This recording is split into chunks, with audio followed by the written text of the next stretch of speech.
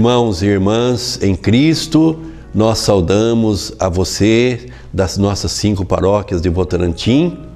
Saudamos a todos os irmãos e irmãs, homens e mulheres de boa vontade que participam conosco desta reflexão. Aprofundando na fé, está começando agora, onde nós estamos abordando a história da Igreja.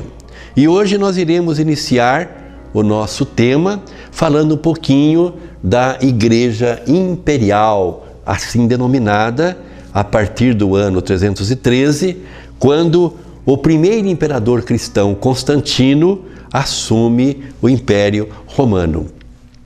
Nós gostaríamos de introduzir o assunto vendo com vocês algumas características da Igreja anterior a Constantino. Era chamada Igreja pura. Não pura na questão moral, mas pura no sentido do testemunho. O processo de catecumenato era bastante rigoroso nos primeiros 300 anos da história da Igreja.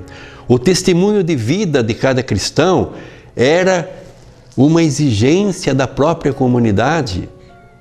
Hoje nós temos uma catequese que já está migrando, felizmente, para uma catequese mais querigmática, menos doutrinal e conceitual. Mas ainda assim, não há da parte da comunidade hoje, esta preocupação do testemunho de vida do catecúmeno. Ele vem, participa das aulas de catecumenato, faz seus ritos iniciáticos na comunidade, mas não sabemos se como esposo, como esposa, como jovem, como trabalhador, enfim, inserido na sociedade, se o seu testemunho é realmente cristão. Naqueles tempos, não. Naqueles tempos havia um rigor, até mesmo um pouco excessivo, para monitorar a vida do candidato.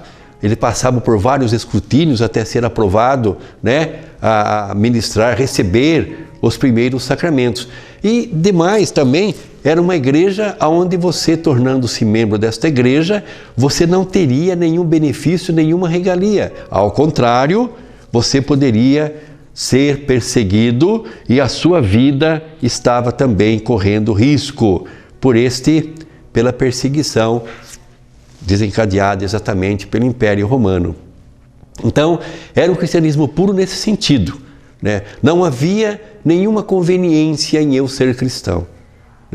Não havia algo que me trouxesse vantagens. Ao contrário, seu testemunho de vida, a sua adesão incondicional a Jesus Cristo poderia resultar na perda da sua própria vida, como de fato tantos e tantos mártires que com seu sangue regaram as novas sementes e por isso a igreja cresceu.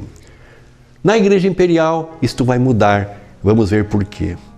Então no final do século III, a igreja era a instituição mais poderosa dentro do Império Romano, pois, apesar das perseguições anteriores, iniciadas em 64 por Nero, este crescimento foi assombroso. Lembre-se, primeiramente, internamente, a igreja que nasceu dentro do judaísmo sofreu perseguição do próprio judaísmo, do próprio Sinédrio, que martirizou Estevão.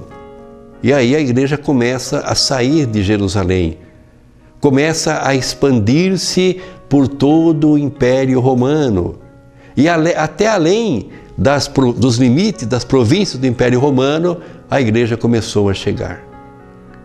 E desta forma, o crescimento foi então assombroso. O livro do Atos dos Apóstolos não exagera quando começa a dizer que era 500, depois foi 3.000, depois foi 5.000 pessoas e assim por diante. Ele quer dizer, ele abrange todos esses 3 séculos, quando o crescimento da igreja realmente foi muito grande. A pregação dos apóstolos e o testemunho de vida das comunidades atraíam multidões, mas o sangue dos mártires derramado por amor e fidelidade a Cristo e seu Evangelho, foi a semente que fez germinar novos cristãos. Quem afirmava isso era o teólogo Tertuliano. As autoridades, por aquele tempo, ficavam impressionadas com a coragem, a determinação, a simplicidade dos cristãos entregues aos tribunais. Meus irmãos, quantas situações hoje de testemunho de vida nós podemos dar no ambiente de trabalho, na escola onde estudamos, no nosso grupo, no nosso bairro, no nosso partido, no nosso sindicato. Dar um testemunho de modo que os outros fiquem admirados pela nossa postura. Isso, meus irmãos, é o mínimo que um cristão deve ter, um testemunho de vida que anuncie, que pregue ao outro a nossa comunhão com Jesus Cristo. Isso não é moralismo, não. Isto é fazer a diferença. E os primeiros cristãos faziam assim. E quando eles eram perseguidos e entregues aos tribunais, não pensem que eles reclamavam, que eles maldiziam a sua sorte, não. Mas eles iam para os tribunais com a coragem e a simplicidade. E isso deixava perplexas até as próprias autoridades romanas. Com tanto crescimento e expansionismo territorial, claro, evidente que logo a igreja começou a ser vista como uma ameaça ao Estado. Afinal, era um Estado dentro do próprio Estado do Império Romano.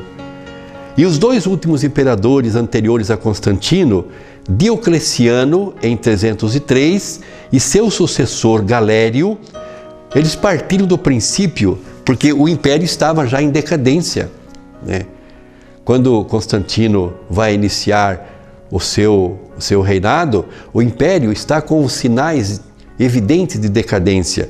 E esses imperadores que o precederam, eles entenderam que se resgatasse a unidade religiosa, poderia se restaurar a unidade do império. Qual era a religião do Império Romano? O paganismo, com as suas divindades, com as suas crenças. Então eles achavam que seria importante restaurar a unidade religiosa do império, defendendo então o paganismo que havia decaído por causa do crescimento, do avanço do cristianismo. Por esta razão é que então eles começaram a combater e a banir o cristianismo. A estratégia tomada por Diocleciano e depois pelo seu sucessor Galério não deu certo. E no ano 311, Galério publicou um decreto de tolerância admitindo o fracasso diante da igreja, que continuava a crescer em número de fiéis.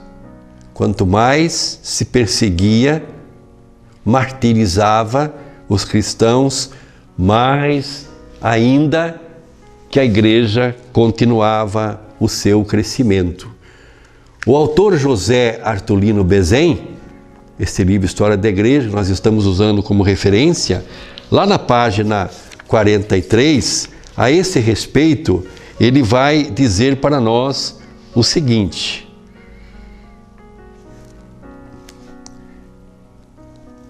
que Constantino, este grande imperador, o primeiro imperador cristão, né, ele vai iniciar na igreja um tempo novo. Um tempo novo de tolerância religiosa. Mas sobre Constantino, vai dizer o seguinte para nós aqui: não conseguindo destruir os cristãos, era este o quadro que estava presente quando Constantino assume. Não conseguindo destruir os cristãos em 311, Galério publicou então este decreto de tolerância, admitindo o fracasso da igreja, que continuava crescendo. Era a esse respeito que eu queria dizer para vocês o que diz o autor sobre isso. A angústia do imperador pode ser medida quando pede que, em troca do nosso ato de clemência, os cristãos devem rezar a seu Deus pelo nosso bem-estar do Estado e deles. A força moral do cristianismo, afinal, era visível e invencível. Sobrava apenas um caminho: usar desta força para reconstituir a unidade imperial. E isto foi feito por Constantino, imperador de 312 a 337. Ou seja, ele adotou a mesma estratégia de Diocleciano e o outro imperador adotou. Porém, o contrário, não olhando para o paganismo como referência, mas para o cristianismo. Olhando para o cristianismo, acolhendo-o no Império Romano, Constantino via nele, ele era um grande estrategista, né? Via nele esta possibilidade de restaurar a unidade do Império. Então, quando no ano 305, Diocleciano abdicou o trono imperial, a religião cristã ela era terminantemente proibida. E aqueles que professassem esta fé eram castigados com torturas e morte. Logo após a abdicação de Diocleciano, 4 aspirantes à coroa estavam em guerra. Os 2 rivais mais poderosos eram Magêncio e Constantino. Constantino teve uma experiência mística e ele afirmou ter visto no céu uma cruz luminosa com os seguintes dizeres: por este sinal vencerás. Constantino ordenou que seus soldados empregassem para a batalha o símbolo que se conhece como labarum e que consistia na superposição das 2 letras gregas, o X e o P, como aparece hoje na roupa de sacerdote, na toalha de alguns altares. X e o P é o labarum que se refere a Jesus Cristo. Por esse sinal vencerás, como tinha sido a visão e a experiência de Constantino. E esta batalha, travada sobre a ponte Milvio, Constantino venceu o exército de Magêncio e este morreu afogado, caindo nas águas do rio. Após a vitória, Constantino fez aliança com Licínio e posteriormente com Maximino, os outros 2 pretendentes à coroa. E no ano de 323 da era cristã, Constantino alcançou o posto supremo de imperador e o cristianismo foi então favorecido. Então, com a ascensão de Constantino ao império como imperador, o cristianismo foi beneficiado. Então, a esse respeito, o autor deste livro vai dizer para nós sobre este aspecto. Constantino não era santo, sendo responsável por uma sistemática eliminação de possíveis concorrentes, especialmente familiares. Será que ele era cristão? Será que ele era santo ou demônio? São questões intrigantes na vida de Constantino. O autor, este autor e outros autores também afirmam: era um homem profundamente religioso e atraído pelo monoteísmo, primeiramente adorando o sol invencível, depois chegando ao Deus dos cristãos. A força dos cristãos na perseguição foi por ele atribuída à força de seu Deus, e Constantino quis também a proteção desta divindade poderosa para o império. Portanto, a respeito deste imperador, podemos dizer que foi levado a preferir e privilegiar a Igreja Católica, tanto por esperteza política, pois o cristianismo era uma força que se impunha tanto em número como pela retidão moral dos seus membros, como por sinceridade religiosa. Aqui está uma resposta. Constantino é uma pessoa sincera, é um homem de oração, um homem que medita a palavra e que queria a proteção divina para o império, no qual ele era o principal mandante. Mas também a sua esperteza política o levou a ver no cristianismo uma arma poderosa para conseguir seu intento. O império estava decaído moralmente e a moral cristã muito elevada era algo muito importante para resgatar a unidade política do império. Apoiando a Igreja, o Império Romano adquiriu força e o imperador satisfez seus impulsos religiosos, mesmo que tivesse pedido o batismo apenas no leito de morte. Apenas quando estava para morrer é que ele pediu o batismo cristão, embora professasse esta fé publicamente. A política religiosa de Constantino se impôs em 313, quando derrotou seu rival Licínio e tornou-se o imperador do Oriente e do Ocidente. Então ele consegue, eliminando seus dois concorrentes principais, ele vai tornar-se imperador e conseguir aquilo que almejava. Unificou o Império do Ocidente e do Oriente e ele vai então agora poder exercer o seu mandato com todo o poder. Em relação ao cristianismo, meus irmãos e minhas irmãs, ele tomou algumas medidas iniciais de grande importância e que muito favoreceu a Igreja. Nas minhas turmas de formação de História da Igreja, tanto lá no Centro Arquidiocesano Pastoral, como aqui na Paróquia Consolata, nas noites de quarta e quinta, eu sempre costumo dizer que o que não importa não é nós ficarmos analisando a personalidade de Constantino, mas é termos em mente que ele também foi um instrumento nas mãos de Deus para poder ajudar a Igreja.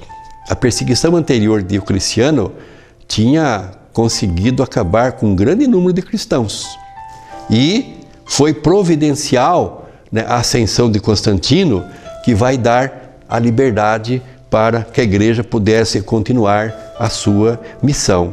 Então, uma série de benefícios logo de início, Constantino concedeu à Igreja, aos cristãos.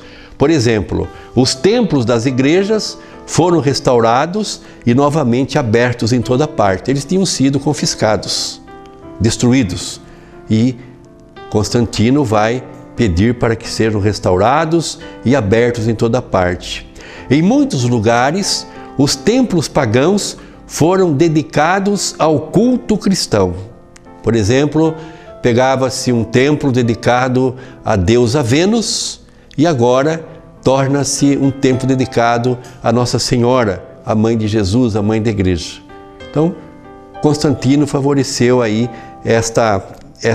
esses benefícios, Mas com a conversão de Constantino, esses templos então pagãos passaram, como vemos, para pertencer ao clero cristão.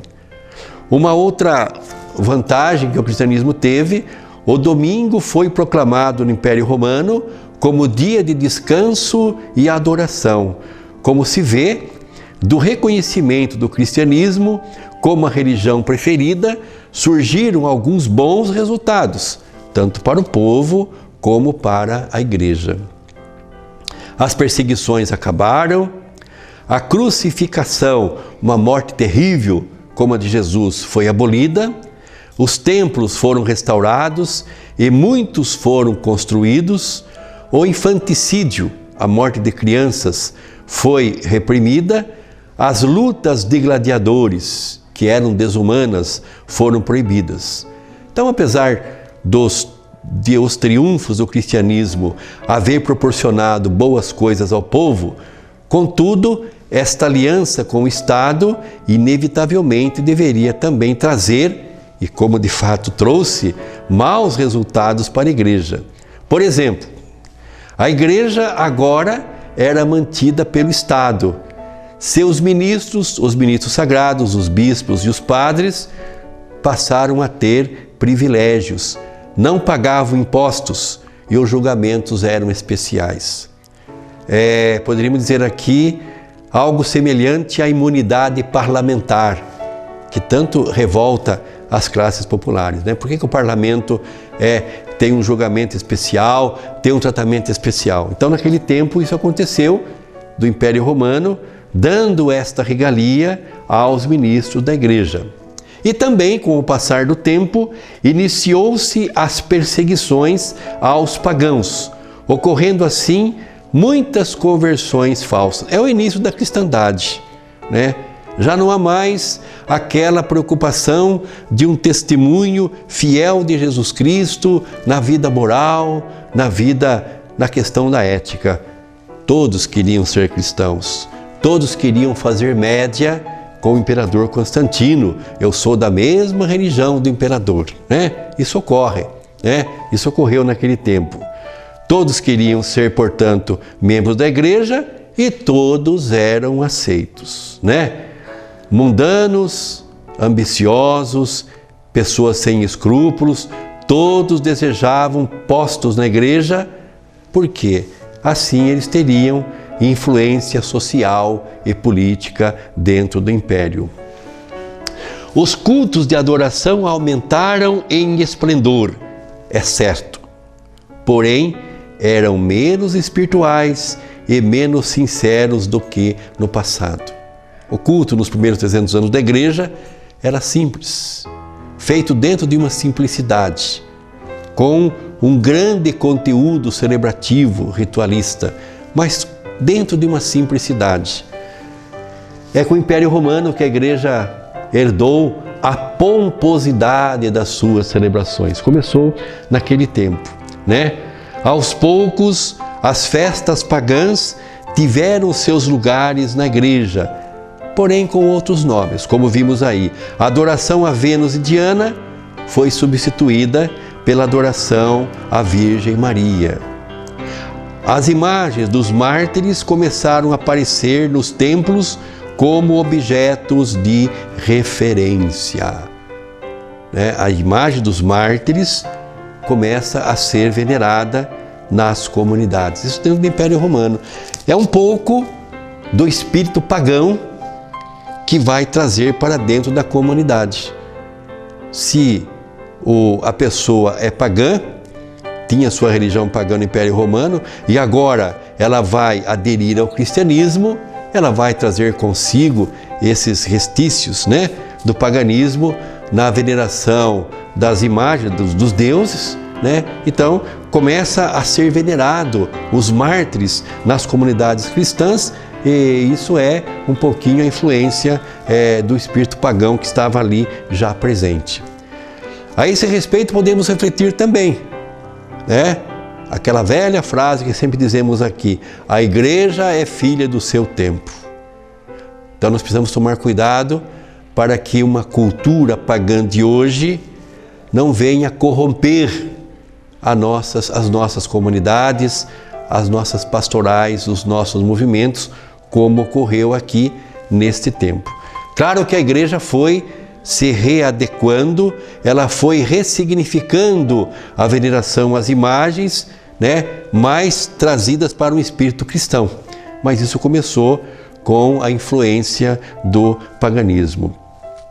No ano de 363, né, todos os governadores professaram o cristianismo, e antes de findar o quarto século, o cristianismo foi virtualmente estabelecido como religião do Império Romano, a religião oficial, né? Então, Vejam bem, nós temos uma mudança, muito profunda na igreja, que antes não tinha liberdade de expressão, que antes era perseguida, que antes era mal vista até pela opinião pública, que antes tinha os seus mártires, derramamento de sangue, perseguições intensas, e que agora, com o Império Romano, e principalmente depois com Teodósio, que vai declarar o cristianismo a religião oficial do Império, inverte-se. Porque o Edito de Milão, que Constantino assinou no começo, esse decreto, era o decreto da tolerância religiosa, ou seja, o cristianismo, junto com outras religiões pagãs, agora passa a ser tolerada pelo Estado. Depois, o seu predecessor, o Teodósio, é que vai então decretar o cristianismo como a religião oficial do Império Romano. E o quê? Por que ele fez isso?